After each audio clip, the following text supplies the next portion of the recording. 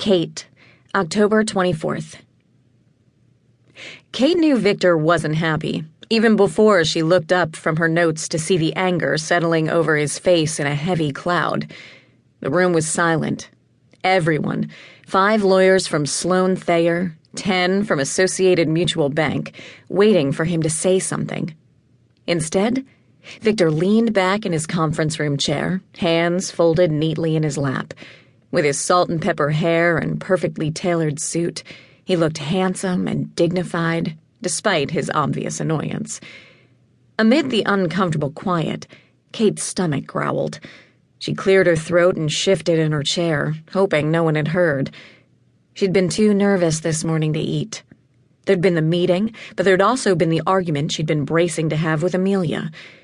The argument had never materialized. Instead, Amelia had left for school with a smile and a cheerful wave, leaving Kate late for work and with an excess of unused adrenaline.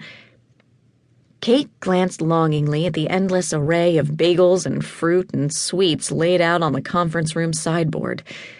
But when you were running a client meeting in the place of Jeremy Firth, the beloved head of litigation at Sloan Thayer, you didn't get up to grab a snack in the middle of it. "You do realize," Victor said, pointing at Kate, "that complying with this subpoena will nullify any later objections." "I understand your frustration, Victor," Kate said calmly. "But SEC is within its rights to—" "Within its rights?" Victor snapped. "Overcompensating is more like it." Kate held Victor's stare, which had morphed into something more of a glare. Vacillating now, even in the slightest, would be fatal. Victor would surely demand to see Jeremy, and while Kate might be a partner, she was still a junior one. She needed to be able to handle this on her own. "And what about merit? Doesn't that—" Before Victor could finish his thought, the phone in the conference room rang, startling everyone. Rebecca, the junior associate, dutifully hustled to answer it as Victor turned back to Kate. "I want our objections made part of the official record, and I want a budget for this whole mess before anyone opens a single box of documents. Do that, and you've got your document collection. Agreed?" As though Kate would be pocketing the extra firm earnings herself. In fact, she wouldn't benefit at all, beyond Jeremy's appreciation. That wasn't inconsequential, of course. Remaining one of Jeremy's favored disciples mattered a lot. "Absolutely, Victor," Kate said. "We'll certainly do our best to—" "Excuse me, Kate," said a voice in her ear. When Kate glanced up, Rebecca looked petrified to be interrupting. "Sorry, but your secretary's on the phone.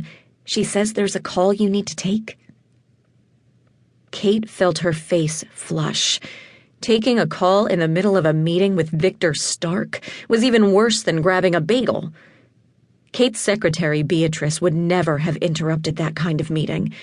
But she was out sick. Kate had told her replacement not to disturb her unless it was an absolute emergency. But the girl had had such a blank look on her face that Kate was convinced she was high. Unfortunately, refusing the call wasn't an option either. Kate was waiting to hear back from a judge's clerk about her application for a temporary restraining order for another client.